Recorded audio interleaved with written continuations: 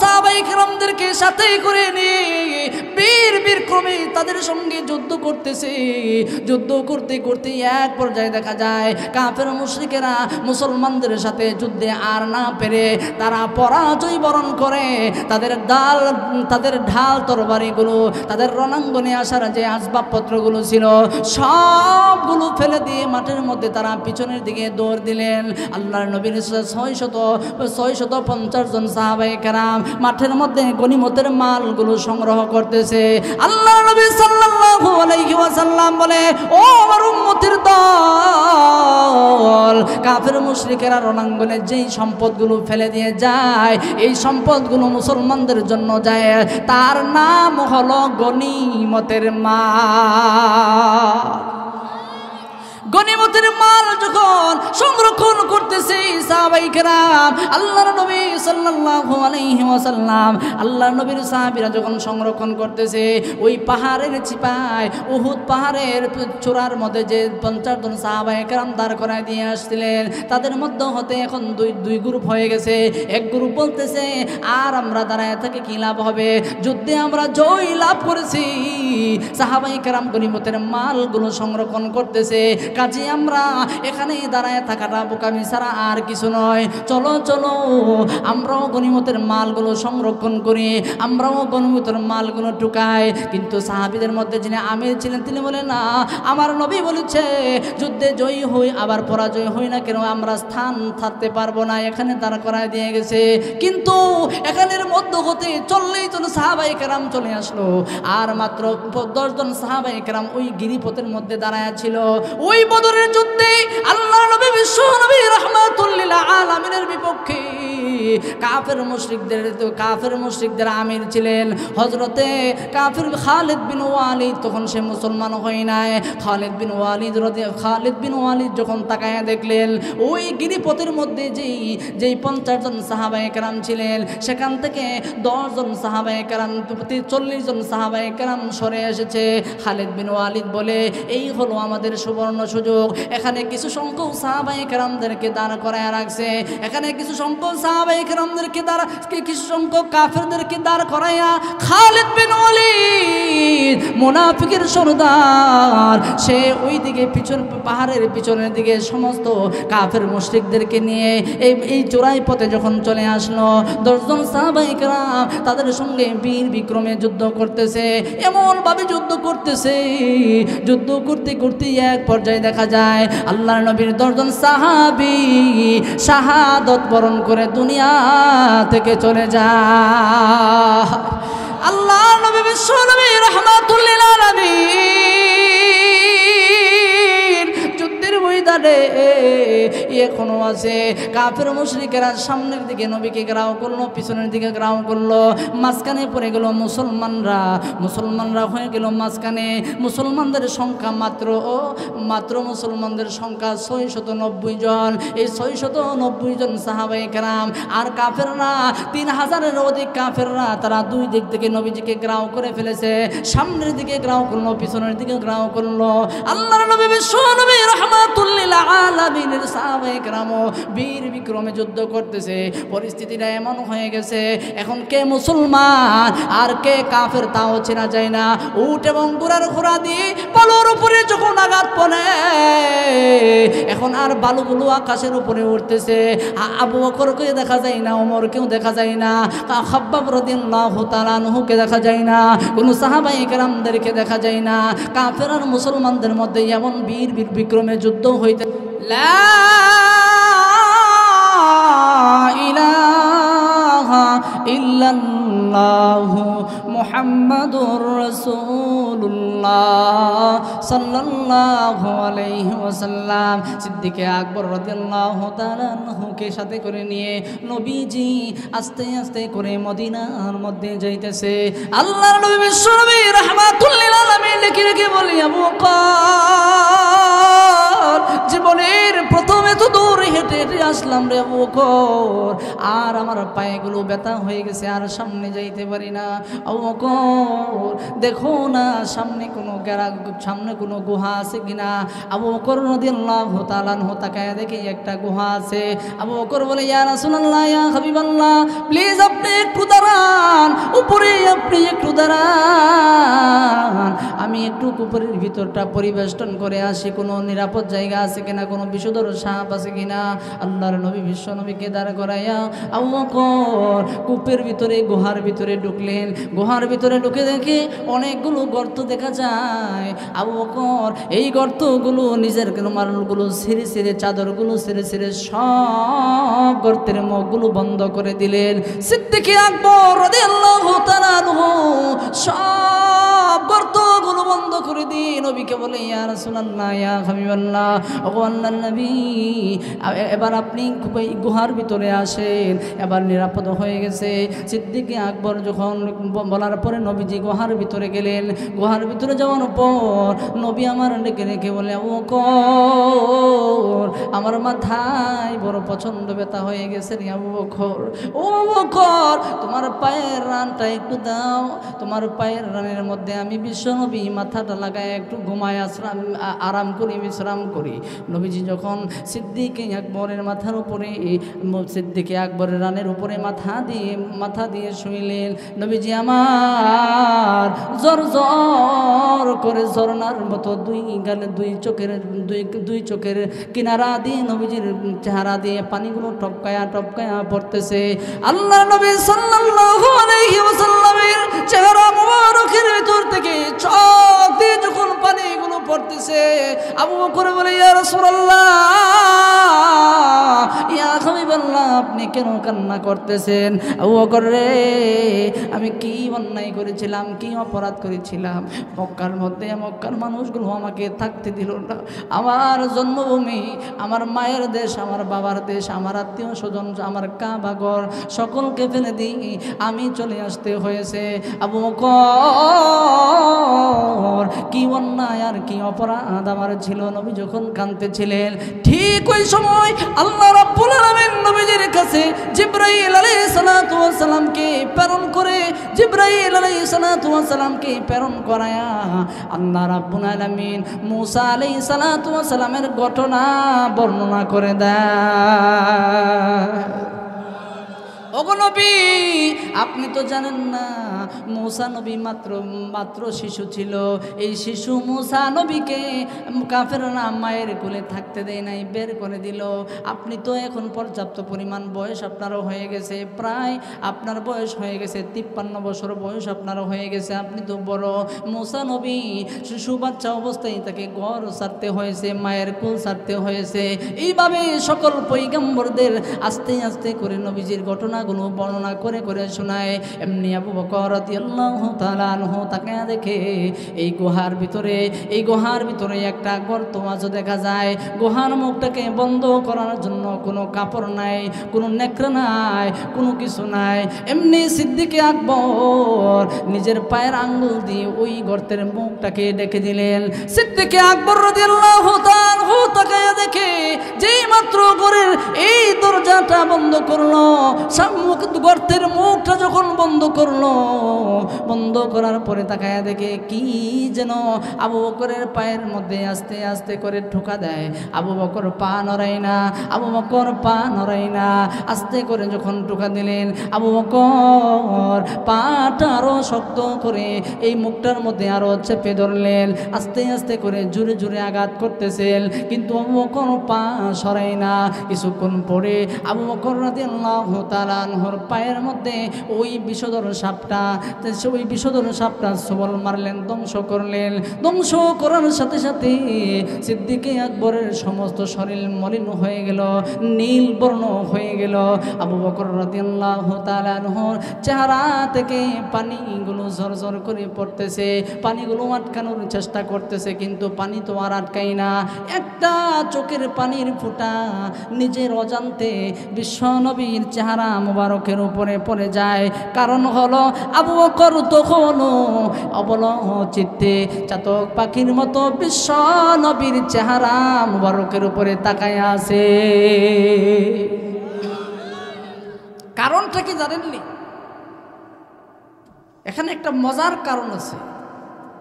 সিদ্দিকে আকবর বলে, হুব্বিবা ইলাইয়া মিনাদ দুনিয়াকুম সালাস, ওগো নবী, এই পৃথিবীর জমিনে আমি তিনটা জিনিসকে পছন্দ করি, ভালোবাসি। আমার ভালোবাসার জিনিস হলো তিনটা। এর মধ্যে প্রথম নম্বর হলো আন-নাজরু ইলা রাসূলিল্লাহ, আমি আমার কামলেওয়ালা নবীজির চেহারাটাকে দেখা আমি আবু বকরের কাছে সবচাইতে প্রিয় একটা জিনিস। সুবহানাল্লাহ বলবেন না? আজকে যারা আপনার আবু বকর নবীকে পান নাই, আপনার জীবনের সবচাইতে পছন্দের জিনিস হলো ইমাম সাহেবের চেহারাটাকে তাকায়া তাকায়া দেখা। ঠিক না? ঠিক। ইমামটা আবার বাঁকা নজরে তাকে চায়েন না, অনেকে আবার এমনি চাই। ঠিক না? ঠিক। চোখ বাঁকা করে কই, দেখো না খাই কেমনে আর আড়ে কেমনে। ঠিক না? ঠিক। আর জোরে আটলেও দোষ, আস্তে আটলেও দোষ। আমার দাদা কইছিল, নাতি মোল্লা তো জোরেও আটতে পারবা না, আসতেও আটতে পারবা না। আমি কই কেন? জোরে আটলে কইব তো হুজুরের দাওয়াত মনে আরেকটা আছে। দাওয়াত কি? কথা কই না আপনারা, বুঝেন তো আমার কথা? দাওয়াত কি? আরেকটা আছে। আর যদি আস্তে আস্তে সুন্নতি হাঁটা হাঁটো, তখন কইব কার বাজ্যেন হুজুর গেছেন, জনমের মতো খাইয়াইছে, আর তারে না।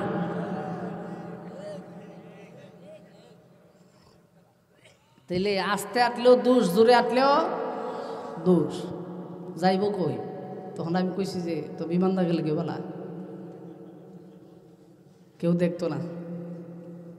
যাই হোক, আবু বকর বলি আল্লাহর কাছে প্রার্থনা করেছিল, আল্লাহ গো, তোমার রাসূলকে, পেয়ারা নবীকে আমি একটা নজরে একা একা দেখব। পৃথিবীর কোনো মানুষ, কীট পতঙ্গ, 18,000 মাখলুকাত তোমার নবীকে দেখতে পারবে না। সেই সময় আমি একা একা তোমার নবীকে দেখব। সুবহানাল্লাহ আসতে কইলেন যে নবী কি দেখবে? কি একা একা? প্রভু গো, আমি যখন তোমার রাসূলের চেহারার দিকে তাকাই, তখন ওমর তাকায় থাকি, উসমান তাকায় থাকি, আসমান তাকায় থাকি, জমিন তাকায় থাকি, চন্দ্র সূর্য তাকায় থাকে। আমি তোমার রাসূলকে একা একা দেখার শখ আমার ছিল, কিন্তু এই শখটা আমি মেটাইতে পারতেছি না। আল্লাহ বলে, আবু বকর, তোমার সেই শখ, তোমার সেই আশা আমি আল্লাহ রাব্বুল আলামিন কবুল করে নিয়েছি। ওই হিজরতের রাতে গুহাতে, এই গুহার মধ্যে কবুতরের বাসা ছিল। এই গুহাতে, আমার দিকে তাকান, এই গুহাতে মাকড়সার জাল ছিল। কবুতরকে আল্লাহ তাআলা বললেন, কবুতর সাবধান, গুহার ভিতরে ঢুকিও না। আমার আবু বকর আমার রাসূলকে একা একা দেখতে চাইছিল, তুমি এই গুহার মুখের উপরে বাসা বাঁধো, এতে ফায়দা হবে। কাফেররা মনে করবে এই গুহার ভিতরে রাসূল নাই বা কোনো মানুষ নাই। সুবহানাল্লাহ বলবেন না?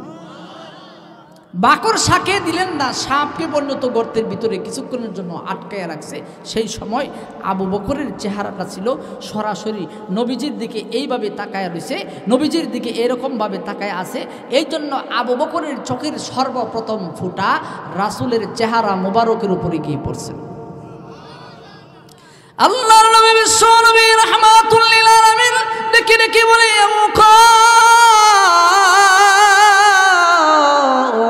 আবু বকর রে, মার জন্য, এলাকাবাসীর জন্য, মক্কার মানুষের জন্য তোমার মনে পড়ে গেল নাকি?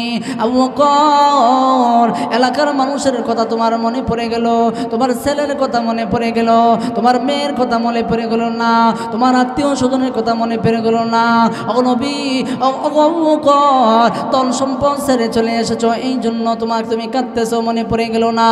ও আবু বকর, তোমার মক্কার কথা কি মনে পড়ে গেল? বন্ধু বান্ধবের কথা না, ও আল্লাহর নবী বিশ্ব নবী রাহমাতুল লিল আলামিন, আল্লাহর কসম করে বলে যেই দিন থেকে আপনার কাছে ধর্ম ইসলাম ধর্ম গ্রহণ করেছি সেই দিন থেকে আমার আত্মীয় স্বজন ধন সম্পদের চাইতে কোটি কোটি গুণে বেশি আপনাকে আমি ভালোবাসি।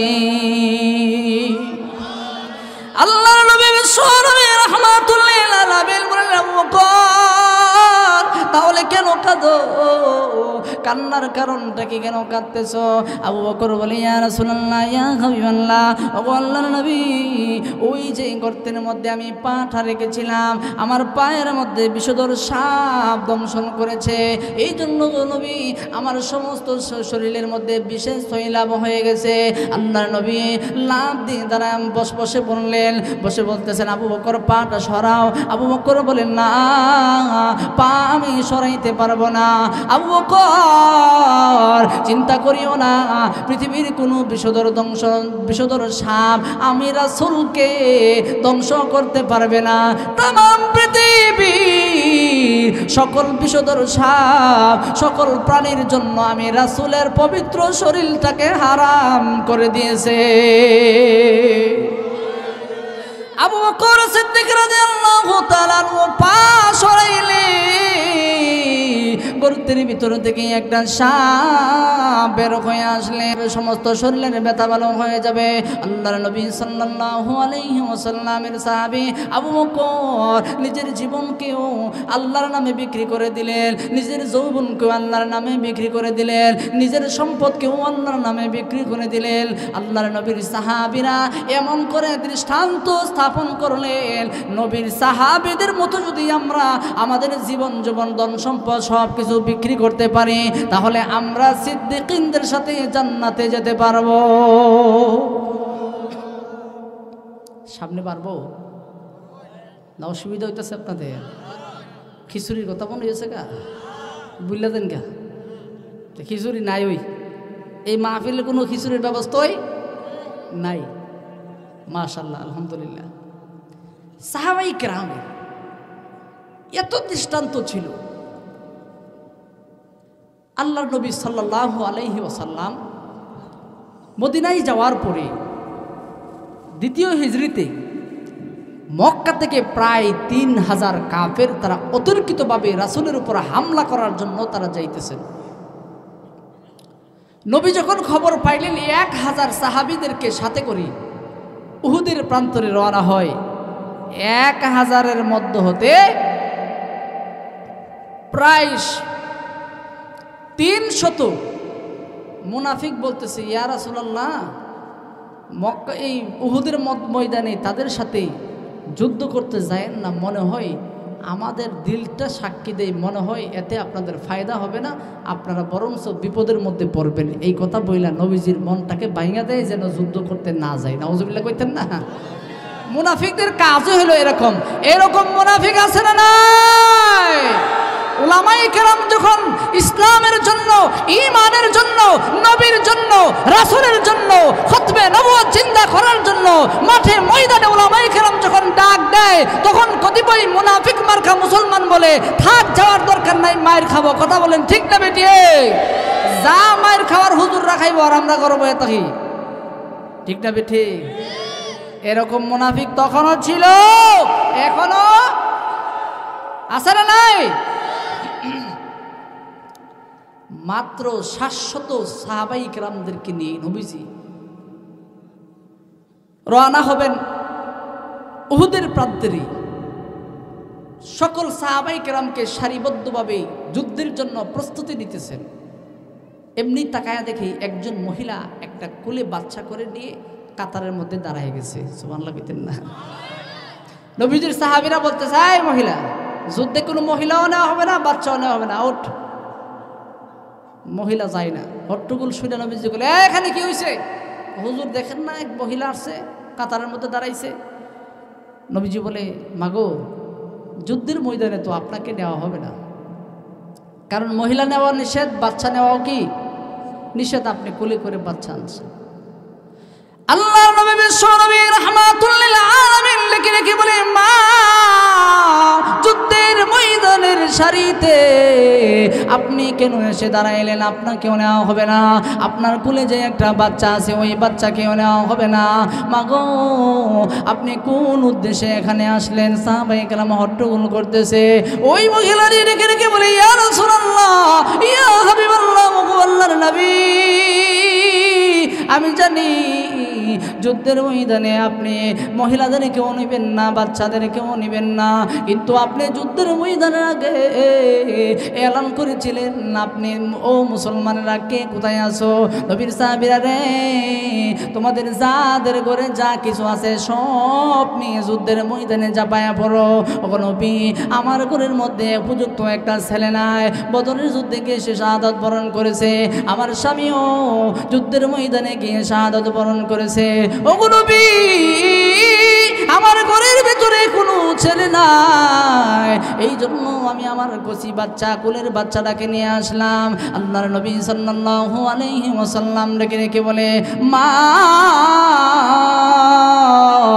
যুদ্ধের ময়দানে এমন মানুষের দরকার যেই নাকি ঘোড়ার মধ্যে উঠতে পারে, কাফেরদের সামনে গিয়ে মোকাবেলা করতে পারে, ডাল তরোয়ার হাতের মধ্যে নিয়ে বীর বীর বিক্রমে কাফেরের সঙ্গে যুদ্ধ করতে পারে, এমন লোক আমাদের প্রয়োজন। তোমার বাচ্চা দিয়ে আমি কি করব? এমনি মহিলা ডেকে ডেকে বলে, ইয়া রাসূলুল্লাহ, ইয়া হাবিবাল্লাহ, ওগো আল্লাহর নবী, আমি জানি আমার বাচ্চাটা যুদ্ধ করতে পারবে না, ডাল নিতে পারবে না, তরবারি নিতে পারবে না, ঘোড়ার উপরে আরোহণ করতে পারবে না, তবে আমি আপনার কাছে আমার বাচ্চাটাকে কেন নিয়ে আসলাম জানেননি? আমি যে আপনাকে উদ্দেশ্য করে যখন কাফেররা তীরগুলো মারবে, বল্লমগুলো মারবে, পাথরগুলো মারবে, আপনাকে উদ্দেশ্য করে যখন তারা লক্ষ্য করে যখন সামনের দিকে মারবে, ওগো নবী, আমার শিশু সন্তানটাকে আপনার চেহারা মুবারকের সামনে ধরে দিবে। ওগো নবী, আমার ছেলে কলিজা টুকরা সন্তানের কলিজার মধ্যে তীরগুলো লেগে আমার কলিজার সন্তানটার কলিজা ছিঁড়ে ওই পাশ দিয়ে পিছনের দিক দিয়ে বের হয়ে যাবে।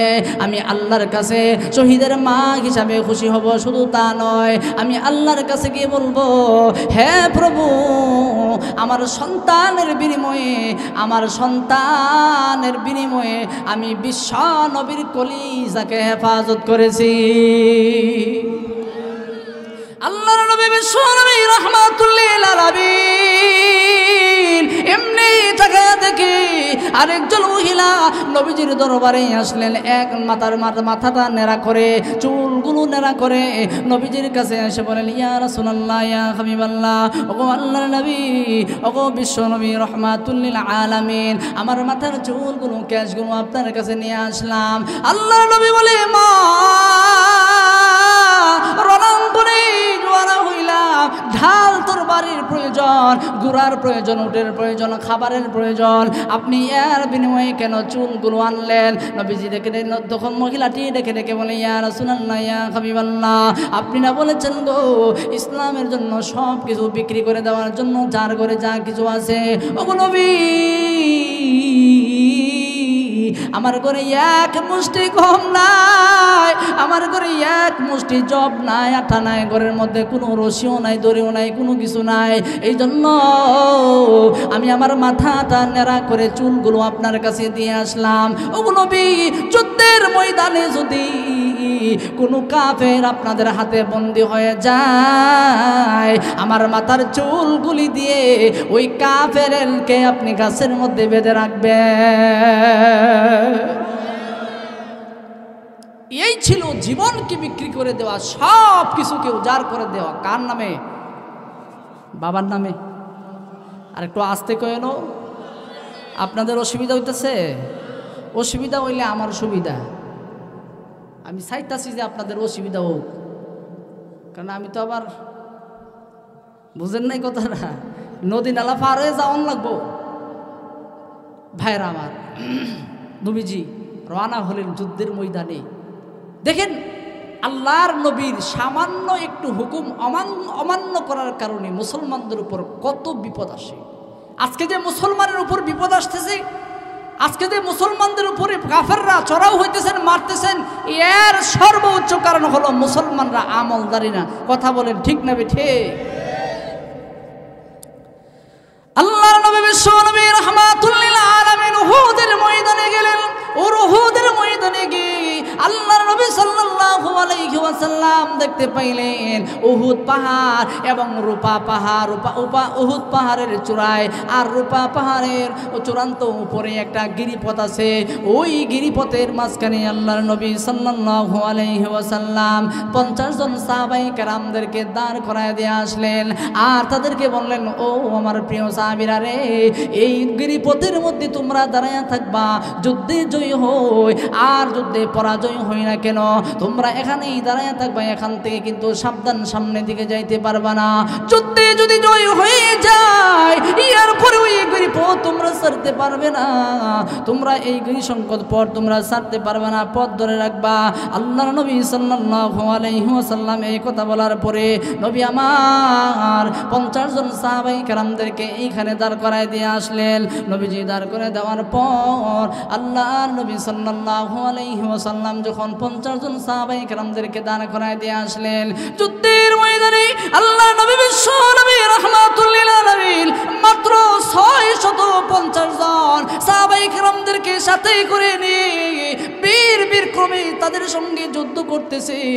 যুদ্ধ করতে করতে এক পর্যায়ে দেখা যায় কাফের মুশরিকেরা মুসলমানদের সাথে যুদ্ধে আর না পেরে তারা পরাজয় বরণ করে তাদের ঢাল তরবারিগুলো, তাদের রণাঙ্গনে আসার যে আসবাবপত্রগুলো ছিল সবগুলো ফেলে দিয়ে মাঠের মধ্যে তারা পিছনের দিকে দৌড় দিলেন।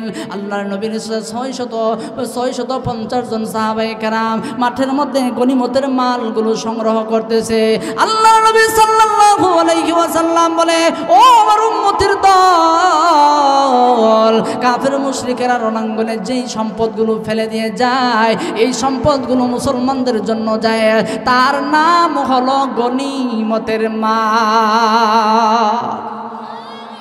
গনিমতের মাল যখন সংরক্ষণ করতেছে সাহাবায়ে কেরাম, আল্লাহর নবী সাল্লাল্লাহু আলাইহি ওয়াসাল্লাম আল্লাহর নবীর সাহাবীরা যখন সংরক্ষণ করতেছে ওই পাহাড়ের চিপায় উহুদ পাহাড়ের চূড়ার মধ্যে যে 50 জন সাহাবায়ে কেরাম দাঁড় করায় দিয়ে আসছিলেন তাদের মধ্যে হতে এখন দুই গ্রুপ হয়ে গেছে। এক গ্রুপ বলতেছে, আর আমরা দাঁড়ায় থেকে কি লাভ হবে, যুদ্ধে আমরা জয় লাভ করেছি। সাহাবায়ে কেরাম গনিমতের মালগুলো সংরক্ষণ করতেছে, কাজে আমরা এখানে দাঁড়ায় থাকাটা বোকামি ছাড়া আর কিছু নয়। চলো চলো আমরাও গনিমতের মালগুলো সংরক্ষণ করি, আমরাও গনিমতের মালগুলো টুকাই। কিন্তু সাহাবীদের মধ্যে যিনি আমির ছিলেন তিনি বলেন, না, আমার নবী বলেছে যুদ্ধে জয়ী হই আবার পরাজয় হই না কেন আমরা স্থান থাকতে পারবো না, এখানে দাঁড় করায় দিয়ে গেছে। কিন্তু এখানের মধ্য হতে 40 জন সাহাবায়ে কেরাম চলে আসলো আর মাত্র 10 জন সাহাবায়ে কেরাম ওই গিরিপথের মধ্যে দাঁড়ায় ছিল। ওই বদরের যুদ্ধে আল্লাহর নবী বিশ্ব নবী রাহমাতুল লিল আলামিনের বিপক্ষে কাফের মুশরিকদের আমির ছিলেন হযরতে কাফির খালিদ বিন ওয়ালিদ। তখন সে মুসলমান হয় নাই। খালিদ বিন ওয়ালিদ যখন তাকায়া দেখলেন ওই গিরিপথের মধ্যে যেই 50 জন সাহাবায়ে কেরাম ছিলেন সেখান থেকে 10 জন সাহাবায়ে কেরাম 40 জন সাহাবায়ে কেরাম সরে এসেছে। খালিদ বিন ওয়ালিদ বলে, এই হলো আমাদের সুবর্ণ সুযোগ। এখানে কিছু সংখ্যক সাহাবায়ে কেরামদেরকে দাঁড় করায় রাখছে, এখানে কিছু সংখ্যক সাহাবায়ে কেরামদেরকে কিছু সংখ্যক কাফেরদেরকে দাঁড় করাইয়া খালিদ বিন ওয়ালিদ মুনাফিকের সরদার সে ওই দিকে পাহাড়ের পিছনের দিকে সমস্ত কাফের মুশরিকদেরকে নিয়ে এই চোরাই পথে যখন চলে আসলো 10 জন সাহাবায়ে কেরাম তাদের সঙ্গে বীর বিক্রমে যুদ্ধ করতেছে, এমন ভাবে যুদ্ধ করতেছে, যুদ্ধ করতে করতে এক পর্যায়ে দেখা যায় আল্লাহর নবীর 10 জন সাহাবী শাহাদত বরণ করে দুনিয়া থেকে চলে যায়। আল্লাহর নবী বিশ্ব নবী রাহমাতুল লিল আলামিন যুদ্ধের ময়দানে এখনো আছে। কাফের মুশরিকেরা সামনের দিকে নবীকে ঘেরাও করলো, পিছনের দিকে ঘেরাও করলো, মাঝখানে পড়ে গেল মুসলমানরা হয়ে গেল মাঝখানে। মুসলমানদের সংখ্যা মাত্র মুসলমানদের সংখ্যা 690 জন। এই 690 জন সাহাবায়ে কেরাম আর কাফেররা 3000-এর অধিক কাফেররা তারা দুই দিক থেকে নবীজিকে ঘেরাও করে ফেলেছে। সামনের দিকে ঘেরাও করলো, পিছনের দিকে ঘেরাও করলো। আল্লাহর নবী বিশ্ব নবী রাহমাতুল লিল আলামিনের সাহাবায়ে কেরাম বীর বিক্রমে যুদ্ধ করতেছে। পরিস্থিতিটা এমন হয়ে গেছে, এখন কে মুসলমান আর কে কাফের তাও চেনা যায় না। উট এবং ঘোড়ার ঘোড়া দিয়ে বালুর উপরে যখন আঘাত পড়ে, এখন আর বালুগুলো আকাশের উপরে উঠতেছে। আবু বকরকে দেখা যায় না, ওমরকেও দেখা যায় না, খাব্বাব রাদিয়াল্লাহু তাআলা আনহুকে দেখা যায় না, কোন সাহাবায়ে কেরামদেরকে দেখা যায় না। কাফের আর মুসলমানদের মধ্যে এমন বীর বিক্রমে যুদ্ধ হইতেছে। মদিনার কাফেররা তারা বলে, আমাদের একটাই মিশন, আমাদের সকলের একটাই টার্গেট, মুহাম্মদকে যদি দুনিয়া থেকে বিদায় করে দেওয়া যায় তাহলে তো আমাদের সকল মীমাংসা হয়ে গেল, সব ডিসমিস হয়ে গেল। তোমরা যারাই আছো যুদ্ধের ময়দানে, তোমাদের সকলের একটাই টার্গেট থাকতে হবে, মুহাম্মদকে পৃথিবীর জমিন থেকে বিদায় করে দিতে হবে। যারা নাউজুবিল্লাহ কইছেন না, আগামী বছর কইন। আহর আগে কইতে কইতেছে সাকিত ওর অল্লি সা দেয়ার নাইনি। এখন সকলের একটাই উদ্দেশ্য, মুহাম্মদকে দুনিয়া থেকে বিদায় করে দিও। 3000 কাফের যদি একসাথে তরবারি মারে নবীকে উদ্দেশ্য করি, পরিস্থিতিটা কেমন হবে একটু চিন্তা করছেন? আমার দিকে তাকান, চিন্তা করছেন? 3000 মানুষ যদি একসাথে টার্গেট করে নবীর উপরে তীর বল্লমগুলো মারবে, পাথরগুলো মারবে, কেমন পরিস্থিতি হবে? আল্লাহর নবী বিশ্ব নবী রাহমাতুল লিল আলামিন যুদ্ধের ময়দানের সেনাপতি নবীজি নিজেই ছিলেন।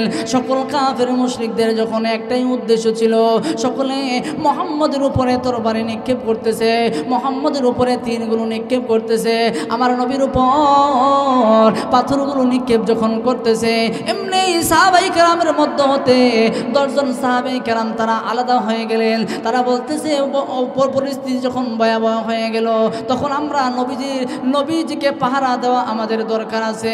এই জন্য 10 জন সাহাবী নবীজির চতুর্পাশে দাঁড়ায় গেলেন, নবীজির চতুর্পাশে দাঁড়ায় গেলেন, নবীজির চতুর্পাশে ঘেরাও করে দাঁড়ায় গেলেন।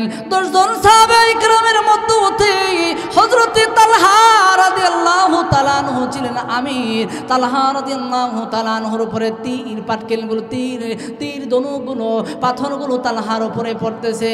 এমনভাবে পড়েছে, হাদিসের মধ্যে লেখে আল্লামা ইমাম বুখারী রাহমাতুল্লাহি আলাইহি বলে, তালহা রাদিয়াল্লাহু তাআলা আনহুর উপরে 80 থেকে 83টা তীর ওনার শরীরের মধ্যে পড়ছে। শরীরের এমন কোনো জায়গা নাই যে স্থানের মধ্যে তীর পড়ে নাই। তালহা রাদিয়াল্লাহু তাআলা আনহু জমিনের মধ্যে লুটায়া পড়লেন, জমিনের মধ্যে লুটায়া পড়ে বলতেছেন, নবীর সাহাবীরা রে, তোরা কে কোথায় আসো? আমার নবীকে রক্ষা করো, আমার নবীকে রক্ষা করো। আল্লাহর কসম করে বলি সাহাবীরা রে, তোদের শরীরে 1 ফোঁটা রক্ত যদি তোদের শরীরে থাকতে, আমার রাসূলের উপরে একটা তীর ধনুক আমার রাসূলের উপরে পড়লে আল্লাহর দরবারে তোমাদের কিন্তু জবাবদিহি করতে হবে। এই কথা বলে শাহাদাতের পেয়ালা পান করে তালহা রাদিয়াল্লাহু তাআলা আনহু দুনিয়া থেকে বিদায় হয়ে গেলেন। এইভাবে 1 জন 2 জন 3 জন করে 8 জন সাহাবায়ে কেরাম নবীজির সামনে থেকে শাহাদাত বরণ করে ফেললেন। পরিস্থিতি এমন হয়ে গেছে আর মাত্র 2 জন আছে। এর মধ্যে একজন হলো, এর মধ্যে 2 জনের মধ্যে হতে আরেকজন, তিনিও শাহাদাত বরণ করলেন। সর্বশেষে আরেকজন সাহাবায়ে কেরাম যিনি ছিল তিনিও দুনিয়া থেকে বিদায় হয়ে গেলেন। এবার নবীজি ফাঁকা যখন হয়ে গেলেন, এমনি একজন কাফের বিশাল বড় একটা পাথর নিয়ে আমার রাসূলকে টার্গেট করে পিছনের দিকে যখন আসলেন, এসে নবীজির মাথা মোবারকের উপরে টুপি, লোহার একটা টুপি ছিল, ওই লোহার টুপির উপরে যখন নবীজির উপরে আঘাত করলেন, আঘাত করতে দেরি হয়, নবীজির লোহার টুপিটা ভেঙে নবীজির মাথার মোবারকের মধ্যে পড়ে যায়। নবীজির মাথা মোবারকের ভিতরে লোহার একটা করার টুকরা পর্যন্ত ঢুকে গেল। নবীজি ব্যথায় অস্থির হয়ে যখন জমিনে পড়ে যাবে, ঠিক ওই সময় একজন কাফের আমার নবীকে উদ্দেশ্য করে একটা তীর মারলেন।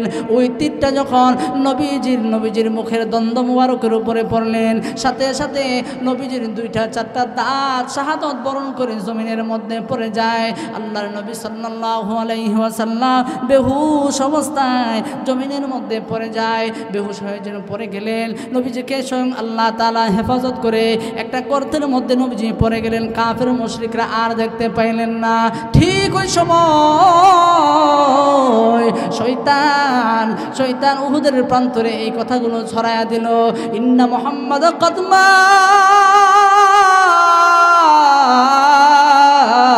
ও নবীর সাহাবীরা রে, আর কার জন্য যুদ্ধ করবা, আর কার জন্য কি করবা? ও নবীর সাহাবীরা, যে নবীর জন্য তোমরা যুদ্ধ করতেছো, যে নবীর জন্য তোমরা এত কিছু করতেছো, জান মাল কুরবানি দিতেছো, সাহাবীরা রে, সেই নবী কিন্তু হত্যা হয়ে গেছে, সেই নবী শাহাদত বরণ করেছে, সেই নবী মারা গেছে। চিল্লায় সবাই একসাথে বলবেন না নাউযুবিল্লাহ। আল্লাহর নবী, বিশ্ব নবী রহমাতুল লিল আলামিনের মৃত্যুর খবরটা যখন আবু বকর শুনলেন, সাথে সাথে আবু বকরের হাত থেকে তরবারিটা পড়ে গেল। আরে কার জন্য যুদ্ধ করব, কার জন্য আমরা জীবন দিব, কার জন্য জীবন বাজি রাখবো, কার জন্য জীবন বিক্রি করব আমরা, আর কার জন্য জীবন দিব, যুদ্ধ দেব? আবু বকরের হাত থেকে তরবারিটা পড়ে গেল, উমরের হাত থেকে তরবারি পড়ে গেল, আলীর হাত থেকে তরবারি পড়ে গেল,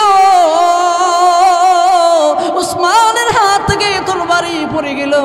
সকল সাহাবীদের হাত থেকে তরবারি পড়ে যাইতেছে।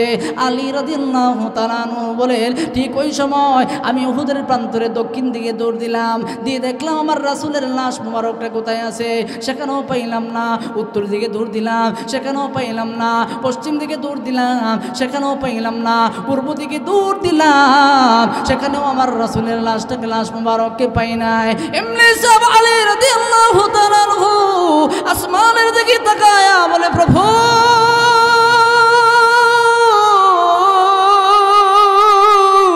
ও আসমানের জমিনের মালিক আল্লাহ, হযরতে ঈসা রুহুল্লাহর মতো, ঈসা নবীর মতো আমার নবীজির দেহ মুবারকটা আকাশে তুলিয়া নিও না। ও প্রভু, আমার নবীজির দেহ মুবারকটা একটু দেখায় দাও। মৃত্যু হলেও আমার নবীজির লাশটাকে চাই, নবীজির দেহ মুবারকটাকে চাই, ফিরাইয়া দাও। আসমান যদি উঠায় নাও, ফিরাইয়া দাও। এমনি নবী আলী রাদিয়াল্লাহু তাআলা আনহু দেখতে পাইলেন একটা গুহার চিপায়, একটা পাহাড়ের চিপার মধ্যে একটু গর্ত ঢাল জায়গার মধ্যে নবীজিকে দেখা যায়। আলী রাদিয়াল্লাহু তাআলা আনহু আস্তে করে সেখানে গেলেন, গিয়ে দেখতেছে নবীজির 2টা ঠোঁট লড়তেছে। হযরতে আলী রাদিয়াল্লাহু তাআলা আনহু বলে, ইয়া রাসূলুল্লাহ, ইয়া হাবিবাল্লাহ, ও আল্লাহর নবী, আপনি এখনো জিন্দা আছেন, আর পুরা এই উহুদের প্রান্তরে প্রচার হয়ে গেছে, আপনি দুনিয়া থেকে বিদায় হয়ে গেছেন। নবী গো, আপনি যদি এইভাবে এখানে পড়ে থাকেন, তাহলে আর আমরা যুদ্ধে জয়ী হতে পারবো না। ও নবী, একটু তাকা দেখেন নবীজি কি অবস্থা হয়ে গেছে। আল্লাহর নবী সাল্লাল্লাহু আলাইহি ওয়াসাল্লাম হযরতে আলী রাদিয়াল্লাহু তাআলা আনহুকে হাত দিয়ে ইশারা দিলেন। নবীজি মুখ দিয়ে কথা বলতে পারে না, দন্ত মুবারক দিয়ে রক্তগুলো বের হইতেছে, নবীজি কথা বের করতে পারে না, মাথার ব্যথায় নবীজি উঠতেও পারে না, এমন অবস্থা হয়ে গেছে। হযরতে আলী রাদিয়াল্লাহু তাআলা আনহুকে আস্তে করে ইশারা দিলেন। আলী রাদিয়াল্লাহু তাআলা আনহু আসলে নবীজি আমার ডেকে ডেকে বলে, আলী রে, সাবধান, কাফেরদেরকে বদদুয়া দিও না, কাফেরদেরকে বদদুয়া দিও না। ও কাফেররা না বুঝে যে আমি রাসূলের এত সুন্দর চেহারার মধ্যে তারা আঘাত করেছে। আলী সাবধান, কাফেরদেরকে বদদুয়া দিও না, বদদুয়া দিও না। ও আলী, আমি উঠতে পারতেছি না, আমাকে একটু উঠায় দাঁড় করায় দাও। আলী রাদিয়াল্লাহু তাআলা আনহু বলে, আমি যখন নবীজিকে কয়েক সেকেন্ডের জন্য দাঁড় করাইলাম, নবীজির চেহারার নূরের আলোতে সমস্ত সাহাবায়ে কেরামের চেহারার মধ্যে একটা ঝিলকি মারছে, জলক মারছে। সকল সাহাবায়ে কেরাম তাকবীর দিয়ে বলে আল্লাহু আকবার, তাকবীর দিয়ে বলে, ও নবীর সাহাবীরা, মুসলমানেরা রে, বয়ের কোনো কারণ নাই। মনে হয় শয়তান প্রচার করেছিল আমার নবী দুনিয়াতে বেঁচে আছে। ওই দেখো না আমার নবীর নূরের চেহারা, চেহারার ঝলকি আমাদের চেহারার মধ্যে লাগলো। সাহাবায়ে কেরাম আবার বীর বিক্রমে যুদ্ধ শুরু করে দিল। আল্লাহু আকবার, আল্লাহু আকবার। নবী যুদ্ধ যখন শেষ হয়ে যায়, সকল সাহাবায়ে কেরাম রাদিয়াল্লাহু তাআলা আনহু সমবেত হইয়া নবীজির চেহারা মুবারকের দিকে তাকায়া তাকায়া আর কাঁদতেছে আর বলতেছে, কাফেররা রে, কিভাবে তোমাদের সম্ভব হইল এত সুন্দর চেহারার উপরে তোমরা তীর ধনুকগুলো মারার জন্য, লোহার টুকরাগুলো এত সুন্দর চেহারার মধ্যে লাগায়া দেওয়ার জন্য? কাফেররা রে, আকাশের পূর্ণিমার চাঁদের চাইতেও যে রাসূল বেশি সুন্দর, এবং নবীর চেহারা দিয়ে কিভাবে তোমরা রক্তাক্ত করলি? সাহাবী কাফেররা রে, যেই নবীর মুখ দিয়ে দাঁতগুলো বের হলে মুক্তার দানাগুলো ছিটকে ছিটকে পড়তো, আকাশের ঝিলকি দিত, বিদ্যুৎ চমকাইতো, এই সামনের ছানায়া দাঁতগুলো, দাঁত মুবারকগুলো শাহাদাত বরণ হয়েছে। সকল সাহাবায়ে কেরাম কান্নায় ভেঙে পড়লেন, সকল সাহাবায়ে কেরাম কান্না করতেছে নবীজির চেহারা দেখে। পরিস্থিতিটা এমন হয়ে গেছে, ওদের ময়দানটা সকল সাহাবায়ে কেরাম নবীজিকে দেখে কান্নায় ভেঙে পড়লেন, কাঁদতেছে কাঁদতেছে। এমনি আল্লাহর নবী বলে, সাহাবীরা রে, মাথার ব্যথা আর সহ্য হয় না, আমার মাথা প্রচন্ড ব্যথা হয়ে গেল, লোহার একটা টুকরা আমার কপাল মোবারক দিয়ে ভিতরে ঢুকে গেছে। তোমাদের মধ্যে হতে কেউ কি আছে লোহার টুকরাটা আনতে পারবে? সর্বপ্রথম আবু বকর সামনে বাড়লেন, ওমর বাড়লেন, উসমান বাড়লেন। এমনিতে পিছনের দিক দেখে একজন সাহাবী ডাক দিয়ে বলে, ও গো নবীর সাহাবীরা, আল্লাহর দোহাই লাগে, সামনে পারবা না, আমাকে প্লিজ একটু অনুমতি দাও, সামনে বাড়ার এই সুযোগটা আমাকে দাও। সেই সাহাবী আর কেউ নয়, হযরতে আবু উবাইদা ইবনে জাররাহ রাদিয়াল্লাহু তাআলা আনহু। সামনে যখন বাড়লেন, উসমান বলে, ওমর বলে, আলী বলে, আমরা পিছনের দিকে হটে আসলাম। ওই সাহাবী আস্তে করে নবীজির লোহার করার মধ্যে যখন কামড় দিয়ে ধরলেন, আবু উবাইদা ইবনুল জাররাহ রাদিয়াল্লাহু তাআলা আনহু বলে, আমি মনে করি না এত শক্ত করে লোহার করাটা ভিতরে ঢুকে গেছে, আমি মনে করি নাই, আমি আস্তে করে কামড় দিয়েছিলাম। যখন আমি টান দিলাম, তাকায়া দেখি আর লোহার করা ভিতর থেকে লড়ে না। এমনি করে আমি আমার শরীরের সমস্ত শক্তি ব্যয় করে লোহার টুকরার মধ্যে চাপ দিয়ে যখন কামড় দিলাম, আমার কারণ উদ্দেশ্য ছিল, যদি 2 বার করে কামড় দেওয়া হয়, 3 বার যদি চেষ্টা করা হয়, তাহলে আমার রাসূল 2-3 বার কষ্ট পাবে। এই জন্য আমি রাসূল যেন কষ্ট কম পায়, এই জন্য আমি আমার দাঁতগুলো, ছানায়া দাঁতগুলো একসাথে চাপ দিয়ে যখন লোহার টুকরাকে টান দিলাম, লোহার টুকরা বের হয়ে আসলো ঠিক, কিন্তু আবু উবাইদা ইবনুল জাররাহের 4টা দাঁত শাহাদাত বরণ করে সাথে সাথে মাটিতে পড়ে গেছে। আর একটু জোরে বলবেন না বাবা, আল্লাহু আকবার। আল্লাহর নবীর সাহাবী নবী ডেকে ডেকে বলে, আবু উবাইদা রে, 4টা দাঁত তুমি হারাইলা।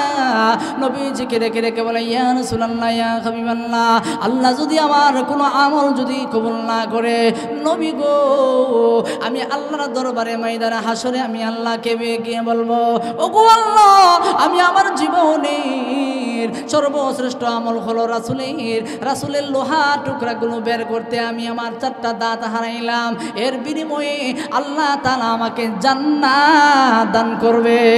লা ইলাহা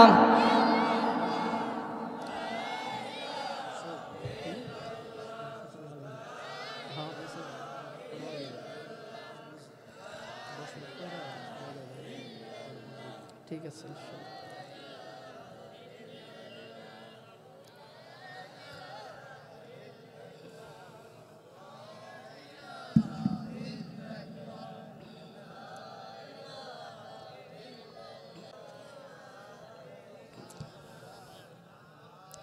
লা ইলাহা ইল্লাল্লাহ মুহাম্মাদুর রাসূলুল্লাহ সাল্লাল্লাহু আলাইহি ওয়াসাল্লাম। এমনি আমার নবী আল্লাহ নবী সাল্লাল্লাহু আলাইহি ওয়াসাল্লাম সাহাবায়ে কেরামদেরকে বললে, সাহাবীরা তাড়াতাড়ি যাও, আমার সাহাবায়ে কেরাম যারা যুদ্ধে শাহাদাত বরণ করেছে সকলের লাশগুলো একত্রিত করো। যুদ্ধের এই যুদ্ধের মধ্যে সাহাবায়ে কেরাম নবীর সাহাবায়ে কেরাম ৭২ জন সাহাবায়ে কেরাম শাহাদাত বরণ করেছে। সকলের লাশগুলো যখন একত্রিত করতেছে, এমনি সকলের লাশগুলো পাওয়া যায়, দুইটা লাশ পাওয়া যায় না। এর মধ্যে নবীজির একজন চাচা আমির হামজা রাদিয়াল্লাহু তাআলা আনহুর লাশটাকে খুঁজে পাওয়া যায় না। নবীজির প্রাণপ্রিয় চাচা ছিলেন, কলিজা টুকরা চাচা ছিলেন আমির হামজার লাশটাকে পাওয়া যায় না। আরেকজন সাহাবী হযরতে হানজালা রাদিয়াল্লাহু তাআলা আনহুর লাশটাকেও পাওয়া যায় না। নবীর সাহাবায়ে কেরাম সমস্ত উহুদের ময়দান তন্ন তন্ন করে খুঁজতেছে, দুইজনের লাশগুলো পাওয়া যায় না। এমনি পিছন থেকে আওলা বেশে চুলগুলো আওলায়া একজন মহিলা দৌড়ায়া এসে বলে, আসসালাতু আসসালামু আলাইকা ইয়া রাসূলুল্লাহ, ও আল্লাহর নবী, এই যুদ্ধে নাকি আমার স্বামী শাহাদাত বরণ করেছে, তোমার স্বামীর নাম কি? হানজালা। তুমি কেন আসলা? আপনি তো যারা যুদ্ধে শাহাদাত বরণ করেছে তাদেরকে গোসল না করাইয়া বিনা গোসলে বিনা কাফনে তাদেরকে দাফন করে দিবেন। ওগো নবী, আমার স্বামী হানজালার আজকে বিবাহের বাসর রাত ছিল, প্রথম রাতেই ছিল। আমার সঙ্গে সেই মিলামেশা করার কারণে তার উপরে গোসল ফরজ হয়েছিল। কিন্তু ওগো নবী, সে যখন শুনতে পাইলেন আপনি উহুদের ময়দানে শাহাদাত বরণ করেছেন, আমার স্বামী বলে, আহারে আমি কার জন্য গোসল করব? ফরজ গোসল করে আমি পবিত্র হব। আমার নবীজির চেহারায় যদি আমি দেখতে না পাই, গোসল না করে আমার প্রিয় স্বামী এই যুদ্ধের ময়দানে চলে আসলেন। আল্লাহর নবী বলে, লাশগুলো কই? হানজালার লাশগুলো কোথায় আছে? খুঁজতেছেন কোথাও পাই না। এমনি আল্লাহর নবী বিশ্ব নবী রাহমাতুল লিল আলামিন তাকায়া দেখে আসমান থেকে ফেরেশতারা সুন্দর করে জান্নাতি পোশাক লাগাইয়া গোসল করাইয়া হানজালার লাশটাকে আনতেছেন। নবীজি কাফনটাকে সরাইলেন, তাকায়া দেখলে টপকায়া পানিগুলো পড়তেছে। এমনি উপর থেকে আওয়াজ আসলো, নবী গো, তো হানজালার লাশকে দুনিয়ার কোনো পানি দিয়ে গোসল করাইবেন না, হানজালার লাশকে হাউজে কাউসারের পানি দিয়ে ফেরেশতারা গোসল করাইছে। নবীজি তাকায়া দেখে ৭১টা লাশ পাওয়া গেল, আর একটা লাশ পাওয়া যায় না। সেটা হলো নবীজির প্রিয় চাচা আমির হামজা রাদিয়াল্লাহু তাআলা আনহুর লাশটাকে পাওয়া যায় না। 4 জন মহিলাকে পাঠাইলেন, তোমরা গিয়ে পাহাড়ের চিপায় পাহাড়ের গিরিপথে গিয়ে খুঁজো আমির হামজার লাশটাকে পাওয়া যায় কিনা। আমির হামজা রাদিয়াল্লাহু তাআলা আনহুর লাশটাকে খুঁজতে খুঁজতে তারা সামনে গিয়ে পাইলেন, পাহাড়ের উপর পাশে গিয়ে যখন পাইলেন, কিন্তু এই 4 জন মহিলা নবীজির কাছে এসে যখন বর্ণনা করতেছিলেন, সাথে সাথে 4 জন মহিলা বুবা হয়ে যায়। তাদের মুখ দিয়ে কোনো কথা আসে না, চোখ দিয়ে ঝরনার মতো পানিগুলো বেয়ে বেয়ে পড়তেছে। আল্লাহর নবী বলে, আমার চাচার খবর কি পাইছো? আমার চাচার খবর কি পাইছো? তারা কোনো কিছুই বলে না, বলো চিত্তে তাকায় আছে নবীর চেহারার দিকে, নবীর চেহারা মুবারকের দিকে তাকায় আছে। আবার নবীজি পাঠাইলেন, আবার তারা এসে বুবা হয়ে গেলেন, বর্ণনা করতে পারে না, আবার যায়। শেষ পর্যন্ত নবীজি স্বয়ং সেখানে গেলেন। যাওয়ার পর আল্লাহর নবী বিশ্বনবী তাকায়া দেখে আমির হামজার লাশটাকে মাছের বাগা যেরকম করে এরকম ভাবে আমির হামজার গোস্তকে টুকরা টুকরা করে এক একটা বাগা এক একটা স্থানের মধ্যে বন্টন করে রেখে দিয়েছে। হাতটা এক পাশে, পাগুলো এক পাশে, হাতের আঙ্গুলগুলো নাই, পায়ের আঙ্গুলগুলো নাই, নাককে কেটে নিয়েছে, চোখে উঠায় নিয়েছে, মাথাটাকে মস্তকটাকে ভেঙে দিয়েছে, কলিজাটার চিবায়া চিবায়া চতুর্পাশে চিত্রায় রেখে দিয়েছে। এমন অবস্থা হয়ে গেল। আল্লাহ নবী রেখে রেখে বলে সাবিরা রে, আমি নবী হলাম কামলেওয়ালা নবী, আমি হলাম নবী রহমতের নবী, আমি হলাম কামলেওয়ালা নবী, আমি সকলকে মাফ করে দেয়। কিন্তু আমার চাচার লাশটাকে এই অবস্থা যে ব্যক্তি করেছে, ওয়াসিকে তোমরা যেখানে পাইবা সেখানে তাকে মেরে ফেলবা, কোনো কথা নাই, তাকে সাথে সাথে দুনিয়া থেকে বিদায় করে দেবে। আল্লাহর নবী সাল্লাল্লাহু আলাইহি ওয়াসাল্লামের দরবারে একদিন কালো বুকরা পরিধান করে ওয়াসি কালো বুকরা পরিধান করে মসজিদে নববীর মধ্যে আসলেন। সাহাবায়ে কেরাম তাকায় রইলেন, চিনতে পারলেন না, মুখটাকে ডেকে ফেললেন। এমনি আল্লাহর নবী সাল্লাল্লাহু আলাইহি ওয়াসাল্লামের পা মুবারকগুলো জড়ায়া ওয়াসি গিয়া ধরলেন। নবীজি বলে, কে তুমি? এমনি বলতেছি, ইয়া রাসূলুল্লাহ, ইয়া হাবিবাল্লাহ, আমি হলাম আপনার সেই ওয়াসি, আমি হলাম সেই সন্ত্রাসী, যেই সন্ত্রাসী আপনার চাচা আমির হামজাকে আমি মেরেছিলাম। আমি কালিমা পড়তে চাই, আপনি কি আমাকে মাফ করে দিবেন? নবীজি বললেন, তোমাকে মাফ করে দিলাম। আরে ওয়াসি, একটু কি বলবা? আমার চাচা আমির হামজাকে তুমি কিভাবে মারলে? এত সাহস কোথায় পাইলে? আমির হামজার সামনে 10 জন কি 50 জন লোক দাঁড়াইলেও আমির হামজার সামনে যুদ্ধ করার মতো এমন দুঃসাহস কারো ছিল না। তুমি কিভাবে আমার চাচা আমির হামজাকে শাহাদত বরণ করাইছো, একটু বলো। এমনি ওয়াসি বলি, ইয়া রাসূলুল্লাহ, ইয়া হাবিবাল্লাহ, আল্লাহর নবী, আপনার চাচার সামনে দাঁড়ায়া যুদ্ধ করার মতো আমার কোনো সাহস ছিল না। আপনার চাচা যখন যুদ্ধ করে পিছনের দিকে হটে গেলেন, যখন তিনি উট নিয়ে যখন ঘোড়া নিয়ে সামনের দিকে যাইতেছেন, আমি আমার উট নিয়ে বল্লম নিয়ে পিছন দিক থেকে আমির হামজার কলিজা বরাবর যখন আমি বল্লমটা মারলাম, ওগো নবী, আমির হামজার কলিজাটা ছিঁড়ে সামনের দিকে বের হয়ে গেছে। ওগো আল্লাহর নবী, এর পরেও আমির হামজার এত শক্তি আর এত শক্তি ছিল, আমাকে বল্লম বুকের মধ্যে নিয়েও আমাকে মাইলের পর মাইল আমাকে দৌড়াইছে। ওয়ামিনান নাসি মান ইয়াশরি নাফসাহু মুতিগা মারদাতিল্লাহ ওয়াল্লাহু রাউফুম বিল ইবাদ। নিজের জীবন, নিজের যৌবন সব কিছু বিক্রি করে দিয়েছে কার নামে? এতক্ষণের ওয়াজে আপনারা কি বুঝলেন? আমাদের জীবন, আমাদের মরণ, আমাদের সব কিছু টাকা পয়সা বিক্রি করতে হবে কার নামে? হাত তুলেন তো, রাজি আছেন তো? নারে তাকবীর! হাত নামান। এই যুবকেরা সুন্দর করে এই মাহফিলটাকে এত সুন্দর করে সাজাইছে, আপনারা কি চান না যে আগামী বছর এই মাহফিলটা সুন্দর করে হোক? ঠিক আছে, ইনশাল্লাহ আপনারা আগামী বছর যুবকদেরকে উৎসাহ দিবেন। ওনারা বলতেছে কালেকশনের দরকার নাই, আমি একটু নিছিলাম সামনে, যেহেতু যুবকদের সাথে আমাদের একসাথে হওয়া দরকার, কিন্তু যুবকরা বলতেছে দরকার নাই, এর জন্য দোয়া হয়ে যাবে ইনশাল্লাহ। আপনারা সকলে বসে পড়েন। আস্তাগফিরুল্লাহ রাব্বি মিন কুল্লি যামবি ওয়া আতুবু ইলাইহি, আস্তাগফিরুল্লাহ রাব্বি মিন কুল্লি যামবি ওয়া আতুবু ইলাইহি, লা হাওলা ওয়ালা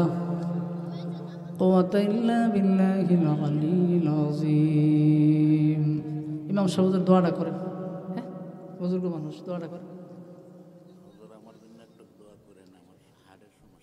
ইনশাল্লাহ। আজকে সভাপতি আপনি না? মাশাআল্লাহ। সকলে বসে পড়েন, সকলের আব্বা মা সকলের জন্য দোয়া করা হবে। আল্লাহুম্মা আমিন। ربنا ظلمنا أنفسنا وإن لم تغفر لنا وترحمنا لنكونن من الخاسرين. ربنا آتنا في الدنيا حسنة وفي الآخرة حسنة وقنا عذاب النار وقنا عذاب القبر وقنا عذاب الحشر وقنا عذاب الفنصرات وقنا عذاب اليوم القيامة إنك على كل شيء قدير ربنا فاغفر لنا ذنوبنا وكفر عنا سيئاتنا وتوفنا مع الأبرار اللهم اجعلني في عيني صغيرا وفي أعين الناس كبيرا اللهم اجعلني من التوابين واجعلني من المتطهرين اللهم اجعلني من التوابين واجعلني من المتطهرين খালি হাতে আশা নিয়ে আসিয়াছি নৈরাশ হইয়া যেন ফিরে নাহি যায় খালি হাতে বলেন না সবাই খালি হাতে আশা নিয়া আসিয়াছি নৈরাশ হইয়া যেন ফিরে নাহি যায় যদিও গুনাই ডোবা নেকি হতে দূর যদিও গুনাই ডোবা নেকি হতে দূর ভুক ভরা পূর্ণ আশা আল্লাহ তুমি যে গফুর ভুক ভরা বড় আশা তুমি যে গফুর কুকুরে দেখিলে মোরে শরম লাগে তার কোনো গুনাহ রাখে না সে আমরা গুনার কারণে আল্লাহ দূরে না রাখিও বলেন সবাই গুনার কারণে আল্লাহ দূরে না রাখিও আমরা তোমায় ভুলে গেছি তুমি না ভুলিও রব্বুল আলামিন আল্লাহ তাআলা তাকায়া দেখো নজুলের রহমতের সময় আল্লাহ যে সময় তুমি পৃথিবীর সর্বশেষ আসমানে নেমে মানুষদেরকে ডাকতে থাকো বান্দারা রে তোদের কার কি লাগবে আমি আল্লাহর কাছে চাও কে আসো ভাবি আমি আল্লাহর কাছে হাত তুলো কে আসো কার সন্তান নাই আমি আল্লাহর কাছে হাত তুলো কে আসো ভাবি ঋণগ্রস্ত আমি আল্লাহর কাছে হাত তুলো কি সমস্যায় আছো হাত তুলো আমি আল্লাহ রহমত তোমার উপরে সইলাভ করে আছে আল্লাহ সেই নজুলে রহমতের সময় আল্লাহ রহমতের নজরে তাকায়া দেখো আল্লাহ শরীফপুর মাইজহাটির আল্লাহ তাআলা এই ঠান্ডা কুয়াশা ভেজা জমিনে বসে তোমার কতিপয় বান্দা বান্দিরা তোমার দরবারে হাত তুলেছে রে আল্লাহ আল্লাহ আমি তাদেরকে কি দিয়ে বিদায় দেব আমার কাছে তো কোনো কিছুই নাই তোমার ভান্ডারে কোনো কিছু অভাব নাই রব্বুল আলামিন আল্লাহ তাআলা যে যা চাই আল্লাহ তুমি সকলের আশা আকাঙ্ক্ষাগুলো কবুল আর মঞ্জুর করিয়া নাও আল্লাহ গো একটা হাত তুমি খালি ফিরাইয়া দিও না রব্বুল আলামিন আল্লাহ আমার সঙ্গে যারা হাত বাড়াইলেন জানি না কার যেন মা নাই আল্লাহ জানি না কার যেন জনম দুঃখিনী বাবা দুনিয়াতে নাই আল্লাহ তাআলা জানি না কার যেন আদরের মা বাবার কবরে জাহান্নামের আগুন দাউ দাউ দাউ দাউ করে জ্বলতেছে। আল্লাহ জানি না কার যেন মা কবর থেকে ডাকতেছে, সন্তান আমি মা বড়ই কষ্টে আছি রে সন্তান, বড় অসহায় এতিমের মতো পড়ে আছি রে সন্তান, আমার জন্য একটু দোয়া করো, আমার কবরে এসে একটু দাঁড়াও, দোয়া করো রে সন্তান। ও মাঝারি এলাকার মুসলমান, যে মা জন্মের সময় জমিনে পড়ে ছটফট করেছিল গলা কাটা মুরগির মতো, মার কলিজার মধ্যে যখন একটা লাথি দিয়ে দুনিয়ায় আসলাম, মা বেহুশ হইয়া জমিনের মধ্যে পড়ে যায়, আমি এবং আপনি দুনিয়ায় এসেই হোয়া হোয়া করে কান্নার আওয়াজ দিলাম। মার বেহুশি ভেঙ্গে মা তখন ডেকে ডেকে বলতো, তোমরা কারা গো? আমার কলিজা টুকরা সন্তান রে আমার কোলে দাও, একটা চুমা দিলে আমি মা 10 মাস 10 দিনের কষ্ট ভুলে যাব। বাবু সেই মার লাশটা যখন কবরে নিয়ে যায়,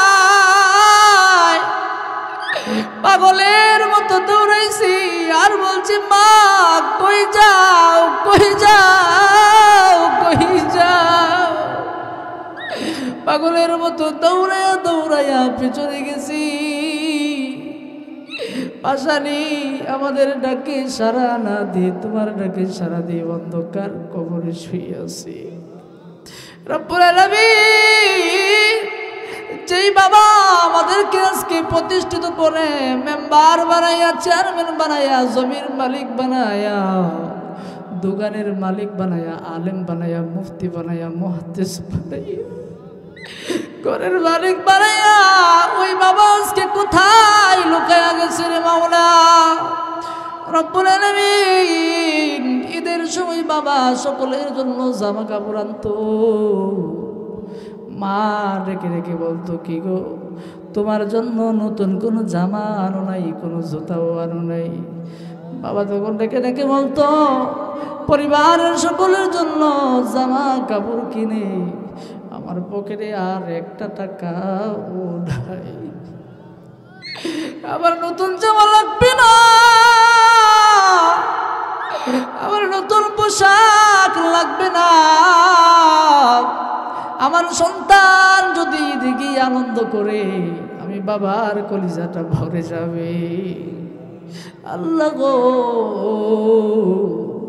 এত সম্পদ আমাদের জন্য রেখে 3.5 হাত মাটির নিচে সাদা একটা কাপড় নিয়ে চলে গেল, কিছুই তো নিল না। বাবার লাশটাকে যখন নিয়ে যায় এতিমের মতো, চাতক পাখির মতো বাবার লাশের হাটের দিকে তাকাইয়াছিলাম। বাবা গো কই যাও? আমি যখন ছোট ছিলাম আমার বাবার লাশটাকে যখন নিয়ে যায়, আমাকে কাঁধে করে বড় ভাইয়েরা গোরস্থান পর্যন্ত নিয়ে গেল। কিছুক্ষণ পরে তাকায় দেখি মাটির ঘরে বাবাকে শোয়ায়া, উপরের মধ্যে একটা বিছানা দিয়ে, উপরে চাটাই দিয়ে মাটিগুলো যখন যায়, পাগলের মতো উম্মদের মতো কাঁদছে। এখানে আমার বাবাকে তোমরা রাখিও না, শিয়ালের ঘর, পুকুরের ঘর, দিনের বেলায় ডরে যাওয়া যায় না, এমন জায়গায় তোমরা আমার বাবাকে রাখিও না।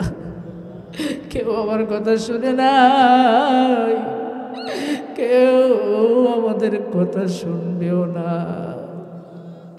মাবুদ ওই পাশান আর পাশানি কবর জগতে কি আলোতে আছে আল্লাহ তুমি ছাড়া আর কেউ ভালো জানে না। রব্বুল আলামিন আল্লাহ বাবার কবরটাকে জান্নাতে টুকরা বানাইয়া দাও। দাদা দাদি নানা নানি আমাদেরকে নিজে না খাইয়া, আয় আল্লাহ দাদা দাদি নানা নানি আমাদেরকে খাওয়াইয়া বড় করছে রে মাওলা। আজকে আমরা অনেকেই দাদা দাদির কথা বলে গেছি, অনেকেই খালা হুকুর কথা বলে গেছি। তারা কত আদর করে সোহাগ করে আমাদেরকে লালন পালন করছে। আল্লাহ এই মায়ের মানুষগুলো কোথায় শুয়ে রয়েছে, কোথায় লুকাইয়া রয়েছে? বাবা কই, মা কই, দাদা দাদি কই, নানা নানি কই, খালা হুফুরা কোথায় চলে গেছে রে মাওলা?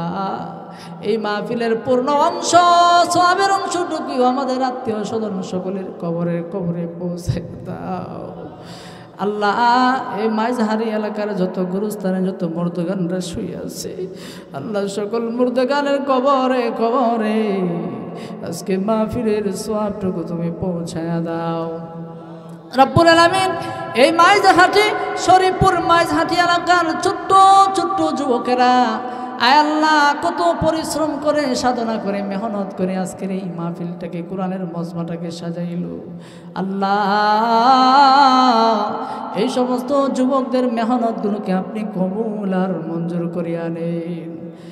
আয় আল্লাহ তাআলা যুবকদেরকে ইসলামের জন্য আপনি কবুল করেন। আয় আল্লাহ সামনের বছর যেন আরো ব্যাপক আকারে বড় করে মাহফিল দিতে পারে সেই তৌফিক দান করো আল্লাহ। যুবক ভাইদেরকে তুমি খালিদ বিন ওয়ালিদের মতো মর্দে মুজাহিদ বানায়া দাও। প্যান্ডেলের ফাঁকে ফাঁকে সাদা দাড়িওয়ালার হাত বাড়াইছে, আব্বাদেরকে তুমি মাফ করে দাও। আল্লাহ পর্দার আল্লাহর মা বোনেরা হাত বাড়াইছে, আল্লাহ মা বোনদেরকে তুমি মাফ করে দাও। আল্লাহ তাদেরকে কবুল আর মঞ্জুর করে নাও। আমার সামনে বসা, ডাইনে বামে বসা ইমাম সাহেব হুজুর মসজিদের আল্লাহ এই মাহফিলের সহসভাপতি সাহেব দোয়া চাইছে, আল্লাহ ওনার দোয়াকে মনের বাসনাকে পূর্ণ করিয়া দেন। আল্লাহ ইমাম সাহেবকে আল্লাহ দিনের খেদমত বেশি বেশি করার তৌফিক দান করেন, ইলমে আমলে বরকত দান করেন। আল্লাহ এলাকার কৃতি সন্তান মাওলানা মুহিবুল্লাহ মাদানীকে তুমি দিনের জন্য সারা বাংলাদেশে কবুল করো। আল্লাহ এই এলাকার আমার আরেকজন ছাত্র ভাই মাওলানা হাফেজ মাহবুব, আল্লাহ উনিও আমার ছাত্র ভাই ছিল, আল্লাহ উনি দিনের খেদমত করতেছে, করার তৌফিক দান করো। ব্রাহ্মণবাড়িয়া জামি উনিসিয়ার কত উলামায়ে কেরাম আমাদের সাথে আছে, আল্লাহ গো এই সমস্ত উলামায়ে কেরামদেরকে তুমি দিনের দাঈ, আল্লাহ দিনের দাঈ হিসাবে কবুল আর মঞ্জুর করিয়া নাও। আল্লাহ আমিরুল মেম্বার সাহেব হাত বাড়াইছে, আল্লাহ আমার সঙ্গে আসা পার্শ্ববর্তী মসজিদের ইমাম সাহেব, আল্লাহ মাওলানা আজহারুল ইসলাম সাহেব, উভয়জনকে কবুল আর মঞ্জুর করো।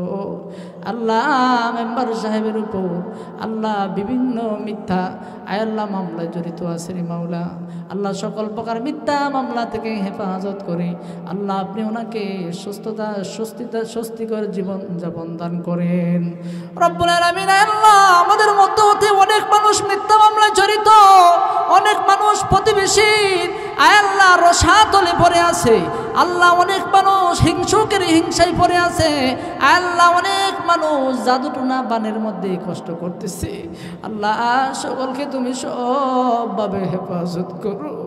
আল্লাহ শরীফপুর মাইজে হাটি এলাকাটা তোমার কাছে আমি সুপর্দ করে দিয়ে গেলাম। আল্লাহ কৃষক ভাইদের কৃষিক্ষেতের মধ্যে বরকত দান করো, শ্রমিক ভাইদের শ্রমের মধ্যে বরকত দান করো, যারা মাছ মারে মৎস্য ভাইদের মৎস্যের মধ্যে বরকত দান করো, কামাই রুজির মধ্যে বরকত দান করো, আল্লাহ হালাল উপার্জন করার তৌফিক দান করো।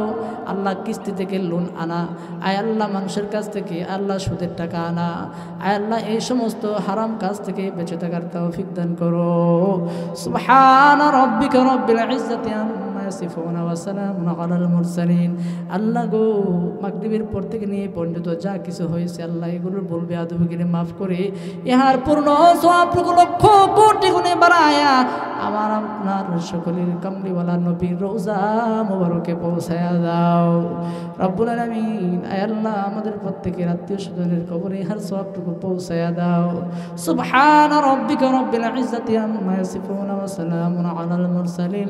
মওতের নিদানে আমাদের জবানে ওই মধুর কালিমা জারি করে দিও, লা ইলাহা ইল্লাল্লাহু মুহাম্মাদুর রাসূলুল্লাহ সাল্লাল্লাহু আলাইহি ওয়াসাল্লাম। আসসালামু আলাইকুম ওয়া রাহমাতুল্লাহ।